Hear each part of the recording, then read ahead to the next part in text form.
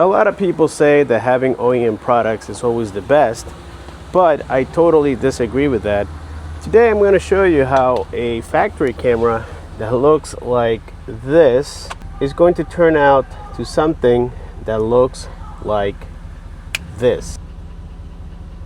Alright guys, so I have a Ram 1500. This is the 4th generation, and I do have a aftermarket radio, which is absolutely amazing. I have no complaints whatsoever. This thing has a QLED panel. It is a true 720p.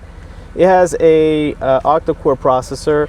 It comes with about, I think it's 8 gigabytes of RAM, 128 gigs of internal storage. It is amazing. I've had this thing for several months now, and it's been a great radio. Now the issue I'm having here is the fact that unfortunately the camera is not the greatest. I even replaced it for another factory camera. Let me show you what I'm talking about. First of all, let's go ahead and take a look at the quality. And through the camera you might say that looks fantastic, that looks great. Believe me guys, there's a lot of area here. I think that if I get the camera a little bit closer, you can actually see how things don't really look that clear.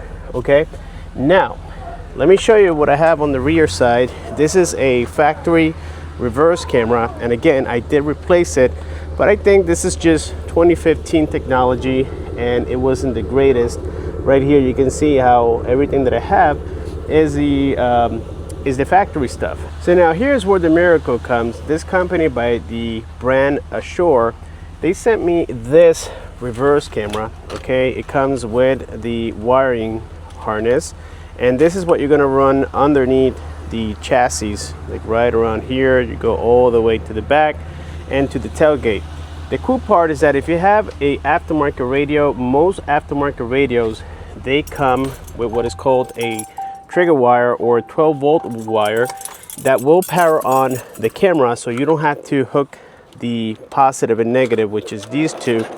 You don't have to hook these up necessarily to the reverse light like you do with some vehicles. Again, this is only going to work if you have a aftermarket radio. Okay, I'm going to show you how the harness looks behind the radio. So the camera looks like this.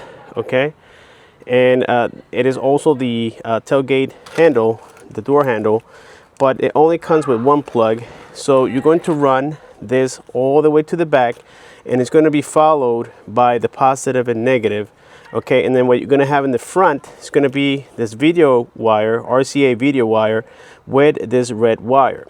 I already removed the bezel. It is held by two T20s here, one T20 in here, and then you have to take the trim, this trim, it goes on the top, and then you're going to have two Phillips right on here, which is the cubby hole that you have here.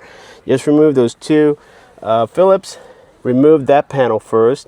And then once you remove the three T20s, the two on the top and the one behind here, then this whole thing just moves forward.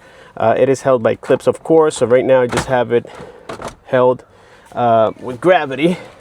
And this is how the video wire from the harness, because this vehicle came equipped with factory reverse camera, this aftermarket harness is going to come with the video wire for it. So we're going to ignore now this reverse RCA wire for the factory one, and this is the harness where this connects to. Let me see if I can actually pull it out, and yes, I was able to very easily.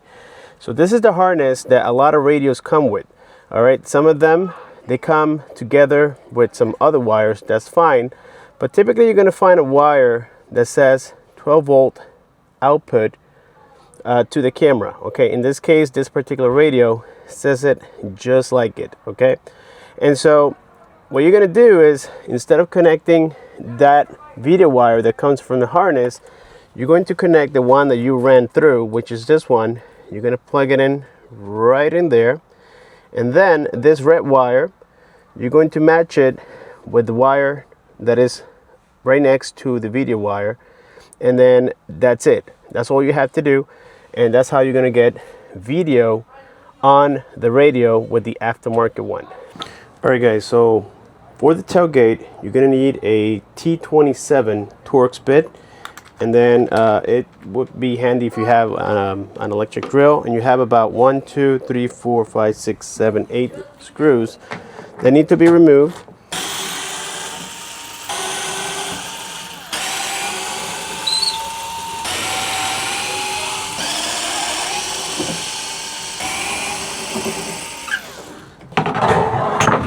Alright guys, so you're going to need the 8mm socket with a little adapter. This is going to go on my electric screwdriver like so. And you can't miss it. Once you look in here, you're going to have 1, 2 8mm nuts. Okay, and if you look at the aftermarket, this is where the 8mm are located. Okay, so basically we're going to transfer the keyhole from the factory to the aftermarket, and we're going to remove these two 8mm nuts, and the camera is going to stay on there. I'm going to keep the factory stuff for the future. Who knows, I sell the truck and the new owner wants all the OEM stuff. Well, there it is. You're also going to need a flathead screwdriver to remove the factory harness from the camera.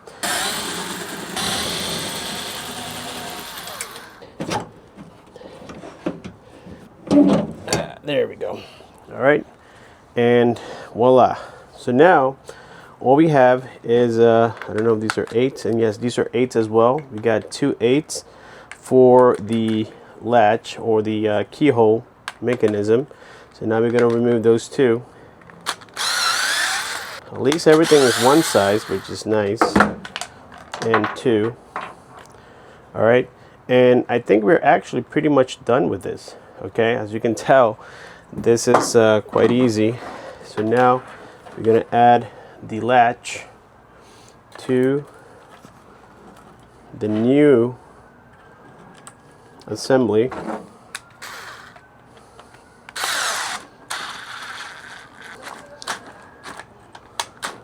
And now check this out, guys. We just got the keyhole mechanism, or the latch, whatever you want to call it, transferred to the new handle. All right, so now I'm going to first of all transfer the wire through like so for the new handle. All right guys, so here are the two 8mm. One is here, the other one is here. These are the only two ones that you have to remove, so that the entire assembly comes out from the OEM, and then to put it back on to the aftermarket. So now let's go ahead and unwrap the wire. Luckily for us, on this tailgate, the process is super simple. If you look here, we have a opening right around here. Okay, I don't know if you can see that. This is where the factory one runs through.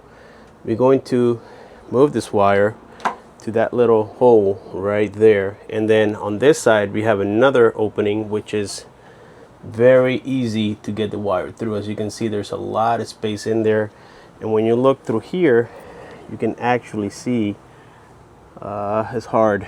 It's like right underneath there. That's where you're going to run your wire, and then if you want, you can zip tie it to the factory stuff if you have the factory stuff. If not, then just look for other places to zip tie the wire.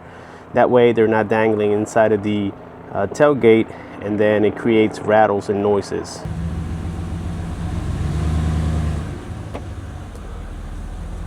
Got my creeper ready.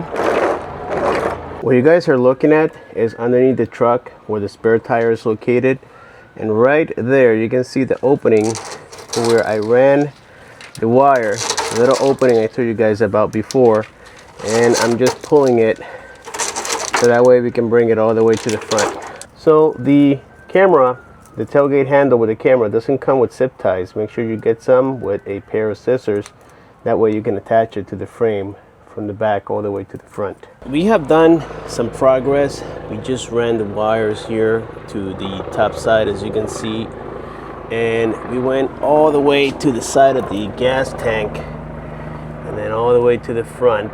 It's hard to see it, but it's actually right there. I don't know if you guys can see it. So we ran it all the way to the front, all right, or at least where the front door is. which is this side. And so I removed this panel right here, this door trim, which is sitting here, and then it covers all the way up to here.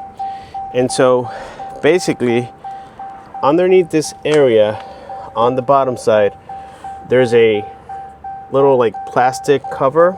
Let me show you. By the way, we're gonna have to drill just to get the wire through. This is a 3/8, and that is sufficient to get the tip through. And then we're gonna add some black silicone so that it becomes waterproof, or no water goes through, whichever you want to call it. So the opening that I'm talking about is right there. All right, so we're gonna drill that with the 3/8, and the wires coming out from here, as you can see, and then we're gonna go in here, and then it's gonna come out inside of the cabin. All right guys, here goes nothing. Alright guys, so check this out. We just ran the wires. We came from the bottom side, went underneath the carpet, through here, and now we went underneath the steering column. And our final product is actually right here. This is what you want to achieve. It came out of the radio side. So I have one of these connectors laying around. They are very convenient. These came from a power converter for a golf cart. And basically what you do is you pinch the wire through like so, and then you bring down this little tab, and then it locks it in place. Okay, so in this case you have for 2 wires, but we're going to use just one side. And now we're going to connect the other end coming from the harness, the red wire, so that way you know, we can get power through. But if you don't have one of these, just use any butt connector, whatever. And just ensure that it's not going to make a short somewhere on the truck. So now we have everything connected. Again, this is that connector I found around to connect the 2 red wires. And now we got the video wire connected on here. Hey guys, check this out. Something I didn't know with this camera is that you have different modes in which you can program it with. And well, I just noticed that by looking at the little pamphlet here, the connector wire diagram. As you can see, there's a button right there on the wire, and then it tells you what each mode does based on the presses. So if you press it once, it takes you into that, and then it continues to go on until you start seeing 1080p on there. So basically what I did is that I pressed it 11 times. It takes me to 1080p, and then NTSC, which I think is the US standard if I am not mistaken. And as you can tell, it actually says 1080p on there, and I did it. So the little controller is actually right in here. As you can see, there's a button right there, and I totally missed it. I didn't read this label. All right, and then after reading it and pressing it all those times, now I'm actually getting a much better quality. Let me show you that here right now. So the truck is currently running, and now the quality is even better than when I showed you guys earlier. Check this out. Let's go ahead and put the truck on reverse, and look at that. That is amazing, guys. It feels almost like a freaking smartphone camera. It looks super clear, much better than before, and we can't deny that. Well guys, thank you again. I'll see you on my next one.